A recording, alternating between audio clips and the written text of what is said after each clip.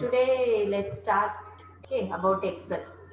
As far as Excel is concerned, we need to think that as an external file. Okay, so it has no link between Selenium, Eclipse, and Excel. Okay, everything is a separate thing. So Selenium, if we want to add Excel inside our Eclipse means we need to add some jar files.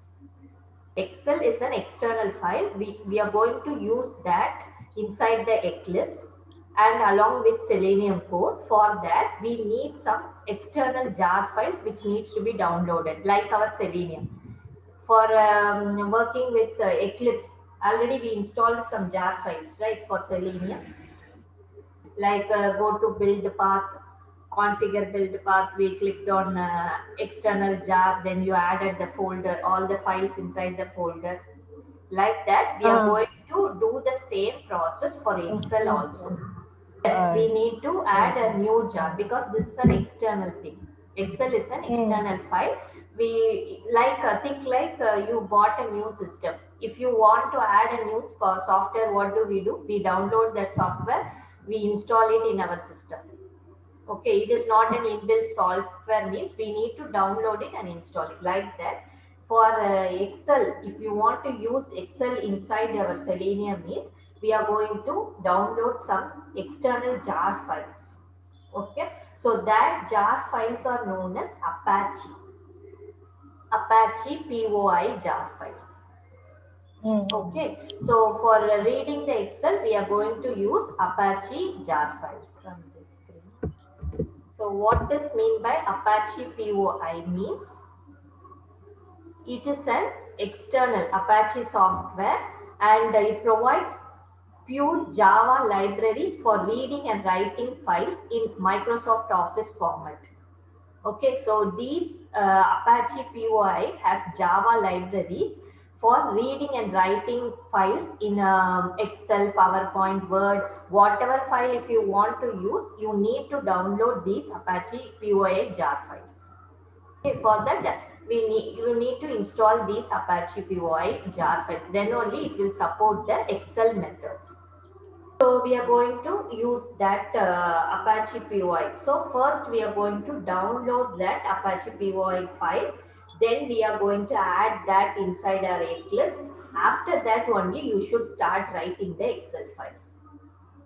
Okay, so for like example, without WebDriver jar files, if I try to write a Selenium program, what it will do? It will show some errors, syntax error. But if I once install WebDriver jar files, after that it asks me to import that library files, right? Every time if I write a code like a system set property is equal to, if I write that line means what will happen? It will show some bubble like error. If I click on that, it will ask you to import the library files. How it does? Because you have already installed the WebDriver jar files inside Eclipse so that it asks you to import that library inside the program. Like that, we are going to install these Apache POI so that whenever we write a line of code for Excel, it will automatically ask you to import that line. Whichever is needed, it will refer the library from Apache POI and ask you to import the line of code. So now for that, we need to first type Apache POI. It will show you the URL. You can go to the POI apache.org URL and you can click on that. In that, you need to click on download. Okay, okay. so you need to click on download and under binary distribution, I have given this direct URL I have given here. Okay, you can Mm, go to this direct URL. I will be sending you this file. So you can just copy this URL and paste it, or if you want to follow the procedure, this is the way you need to follow. First, you need to type in Apache PY, then you need to go to the URL, click on download, and under binary distribution, you are going to download the zip file. This file will be downloaded, or you can directly copy this URL and paste it in Google in the address bar.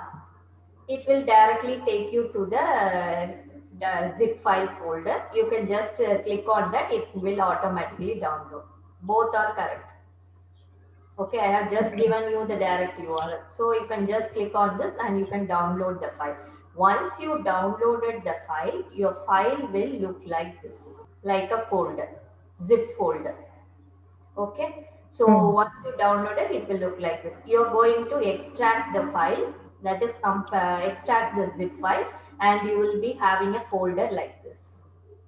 Now, the Mm. important part is we are going to do the same process how we added our WebDriver jar files. Like I will show you, I have already added the file for this folder, so I will show you in some other folder how to add it. So just go to your project folder, right click, build path, Build. configure build path, same process, configure build path, go to the external jars, and you're going to go to the this folder, whichever Mm. folder we have downloaded. Open the folder. First add all the files which are outside. We are going to Mm. select all the files which are outside. Done. Okay. Again click on that, go to that before folder, OXML library. Again select all the files, open. Go to the folder, library files, add all the files. Okay, like that we are going to do for all the documents are not necessary, only the auxiliary files, all the folders. Mostly we add all the files. You can check for documents also, but documents you have multiple, just documents only, this is not necessary. Okay, other than that you're going to add all the files inside the folder. You will be adding all the files, click on apply, apply and close. There is Then no, only, as you told, is there any order like you told no, no, below? it's that no such order. You need to copy all the files. That's why go from below, outside, then each and every folder. You can follow any path because sometimes we miss some folders, right? So here we Okay, have too yeah. many files. For that reason, I told you like that first you copy all the files which are outside, then go one by one folder. Okay. Okay, so this is the way we Yeah. do that. So I have given all these files, add the download jar files and select project, right click on the project, go to build path, go to configure build path, click on external library section and add external jars. We can add the files multiple times. We need to do multiple times to add all the files inside the library. So then only it will support our Excel coding. So this is what we are Mm. going to write. So if you want to open Excel sheet or something means you need to follow, add this file first, then only it will work. So Okay. after that, we are just going to open the new class, like as we did before. Just open a new class file and we are going to start writing the program. Okay, before that, and again, we need to have an Excel file because we are going to read an Excel file, right? So we are going to create a new Excel file somewhere. We can create anywhere some Excel file. Here I have created an Excel file as Excel content. So this is our Excel. So now what we are going to do is we are going to read this Excel using the descript. See, this output will be read here. Same output. Okay, this program is going to read all the content from the Excel and it is going to show me in the console. Okay. Okay, so we are going to do this process. After that, we are going to write the content into Excel. So whatever content is needed, we are going to write it inside the blank Excel. So first we will see what are all the methods available for Excel. So for that we are going to learn what are the methods.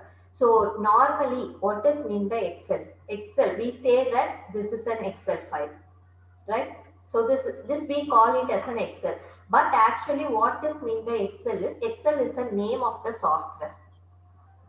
correct? So Mm. Excel is nothing but name of the software, not Excel is not a book or it is not a sheet or nothing like that. Excel is the name of the software, but actually what is this is called workbook. Okay, the Yes. Okay. total content is called a workbook. Inside this we have sheets, multiple sheets. We can add as many sheets we want, and these are sheets, and inside the sheets we have rows and columns. Mm. Okay, and each row consists of cells. This is called Excel. So Excel is a combination of workbook. Under the workbook we are going to open sheet. Under the sheet we have the rows. Under rows we have the cells. So this is the format. Because why I'm telling this is we are going to write methods for each and everything. For workbook there is a specific method. For sheets we need to have write a specific method. For rows, for cells, everything we have a specific method. For that we are knowing step by step. So like as we are a user, how we work with Excel, we are going to write the program like in that format also. Okay, so this Yes. is important. Why? Because we will be generating all the user information from the Excel only for testing script. If you want to get the username and password, and if you want to register some users, everything, all the data you can't give it manually in the test script. We are going to pull the data from the Excel only. For that reason we are learning this Excel part. Okay, so this will look bit complicated first, but once you learn that concept you will understand how we are going to. You need to follow the same procedure how you do in Excel. We are going to give instructions to the machine in the same format. File input stream is to open the Excel. This is for reading the Excel. If you want to read the content from the Excel, we are going to use the class name called file input stream. If you are going to write into the Excel means we are going to use the class name called file output stream. We are going to first open the Excel using file input stream. We are going to give a name of the object, new file input stream of, you are going to give the path of the Excel file, this Excel file. Okay, Excel content dot XLSX. So next one is to read the workbook. So if you want to work with workbooks means for every keyword we are going to use this keyword XSSF. Okay, for workbook, for sheet, for row, for cell, everything it starts with XSXF and it is case sensitive. It is case sensitive, and for sheet SS caps or row, for row we are going to use this class name. For cell we are going to use this class name. So you understand this, right? These are just the class names. We are going to use it inside the program. And here also we are going to follow the same format. XSSF workbook. We are going to give the workbook object new XSF of. You are going to open the file of the workbook. The particular file's workbook will be opened and all the details will be stored in this object. And in that workbook, we are going to open the sheet 1. We are going to get sheet of sheet 1. So whichever sheet you want, you are going to mention the name of the sheet. Okay. Or you can either give the sheet number also. Okay, Mm. sheet number is like this. Workbook dot get One. sheet at, Let's see. you can provide the sheet number like this. Okay, so method is different. Get sheet here, here get sheet at 0 or 1 or 2, whatever it is. But 0 is the initial sheet. That is index number starts from 0. Okay, the first Mm. sheet number will be 0. So you can either use this format or you can just give the sheet name also. Okay, Okay. and now we are going to get the count of the rows. So for getting the count, the number of rows whichever we have added, to get that we are using the sheet object That is sheet dot get last row number of method. So what is mean by last row number of method? It is going to get the number of the last row. This one. That is 6 will be your answer. Right. So Okay. 6, it will get the last number and it will store it inside the row number. Okay, so it is going to get the number of rows present in the Excel sheet. So how many rows you have, it will print it here. So if you want to show how many rows, you can just say that system.println of row number. You can just print that also, print that information. So now the row number consists of all the number of rows. In that, I want to get the column count. So for getting the column count, there is no specific method. We need to get from the row number only. We can't directly say get last column number. There is no such method available. We are going to get it from the row number. So what we are going to do is get row of 0. So which is row of 0? This one is the row of 0. And in that get last cell number of. So this is the last cell number of. Okay, mostly you need to understand that in none of the programming language they will be getting the column count. Mostly they will be getting the cell count only. They will be getting Oh, row count as well as cell count. They will not get the column count. Why? Because in any Excel table we will customize, we will fix the columns. Columns will never change. See, for this, I have given name, address, pin code. Will it ever change if I include some data? If at all I no, manually edit the Excel only, it is going to change. Otherwise, the column is going to remain the same throughout my application, throughout my project. Okay, so we are not going to calculate the column count. We are going to calculate the row number as well as the cell number. So what it will do is, if we give this method get row of 0 dot get last cell number, it will automatically calculate the number of columns. Okay, it is going to give you the output of number of columns. Even though we are giving the cell method, it is going to, I will show this output also.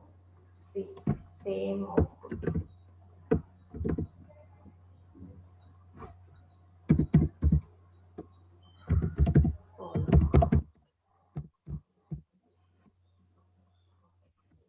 So I will just run this and show you.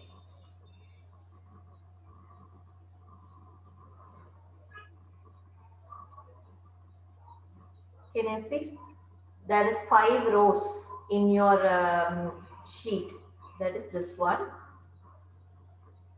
See, 5 rows and we have 3 columns. Now we got the both. We have the row number and the column number. So how we are going to do is, we are going to use the for loop now. So for loop now, normally we initialize the value. We are going to start from the 0 row. That is 0 row, this row. So I am starting from 0. I is less than row number. So I am starting from 0. It should execute till the row number. So it will run for each and every value till it reaches 5. oh, yeah. So I plus plus, and I am going to use the another method called XSSF row. In that we are going to get the sheet dot get row of I. So I am going to get all the details about the row. So which is row? So get row of 0 means this row details will be stored inside this row object. Okay, this Hmm. row, that is get row of 0 will be stored inside the row object.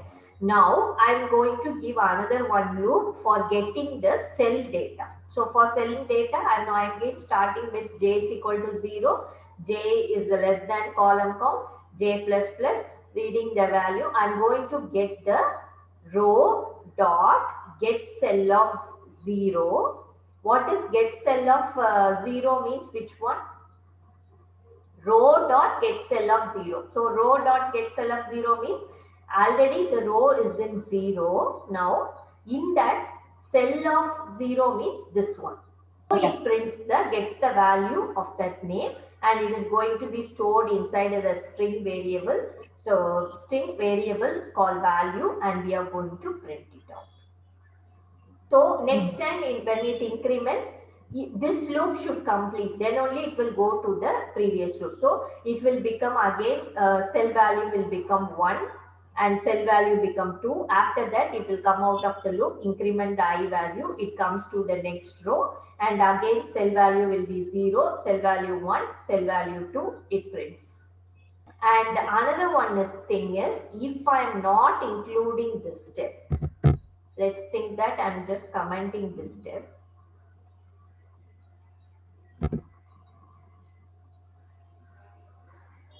The output will look like this. We are including this print statement to make it look clear. The data should, if you want to look it in a table format, means you need to just include a blank print statement.